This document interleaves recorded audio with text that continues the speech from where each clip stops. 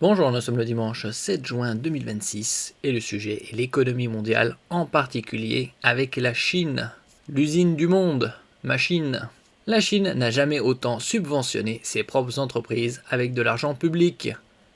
Alors que les usines ferment en Europe ou aux États-Unis, ça a commencé notamment aux États-Unis, dans la Manufacturing Belt, aux alentours de Detroit, avec l'arrivée des Japonais et la robotisation. En Europe, dans les années 80, délocalisée en Asie pour faire davantage de marge. Happé par la féroce concurrence asiatique, l'OCDE pour Organisation de coopération et de développement économique, dresse un constat sans appel. La Chine n'a jamais autant subventionné ses propres entreprises avec de l'argent public pour doper au maximum leur compétitivité. L'objectif, conquérir le monde.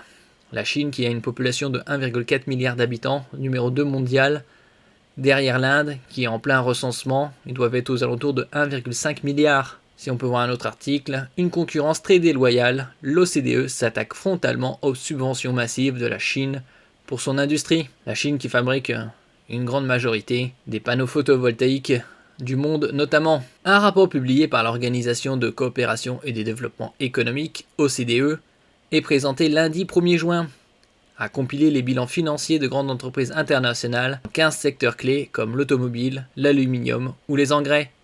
Résultat, 60% des gains de part de marché mondial des entreprises chinoises s'expliquent par les aides publiques qu'elles ont reçues.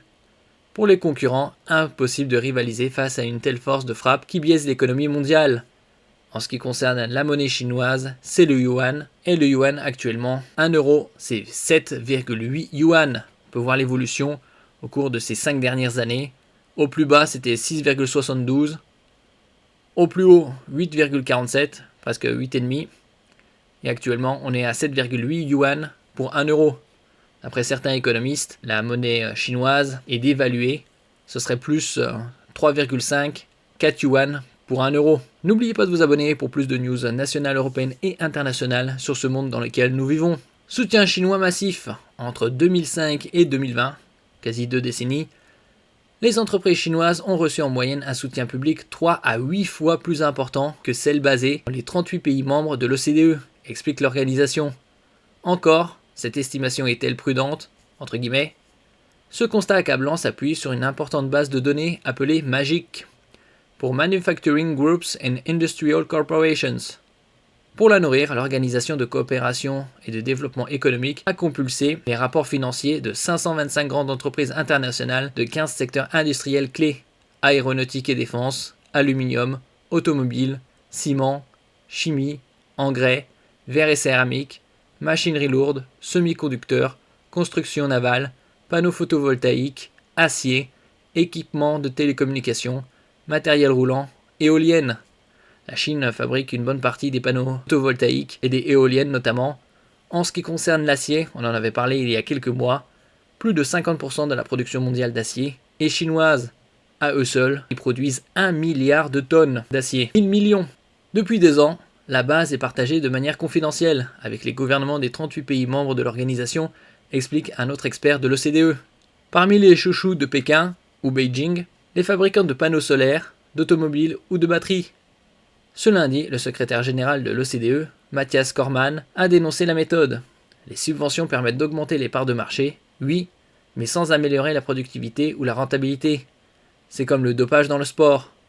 Le risque, c'est que les subventions aident les joueurs moyens à gagner injustement au détriment de joueurs meilleurs, plus innovants et plus efficaces. La Chine bat tous les records de subventions. Et en matière de subventions, la Chine bat tous les records. Entre 2005 et 2024, les entreprises basées en Chine ont reçu en moyenne 3 à 8 fois plus de soutien gouvernemental que celles des pays de l'OCDE, dit encore le secrétaire général de l'organisation basée à Paris.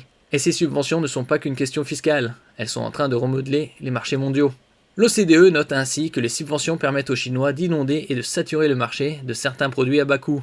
Les aides publiques accroissent la part de marché, mais ne conduisent pas à une meilleure productivité ou rentabilité, a détaillé M. Cormann. Dit autrement, les entreprises n'ont pas gagné des marchés étant plus efficaces ou innovantes, mais en étant plus massivement subventionnées. Les gouvernements allemands, français, australiens, américains, japonais, israéliens ou britanniques, parmi la liste des membres de l'OCDE, peuvent toujours tenter de combler l'écart en subventionnant leurs propres champions.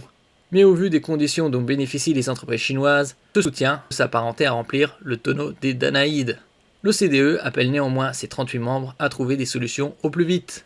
On a vu Trump notamment augmenter les droits de douane en 2025 pour réduire le déficit économique face à la Chine. Donc ici c'est l'évolution de l'euro en yuan au cours des 5 dernières années. Et ici au cours des 10 dernières années.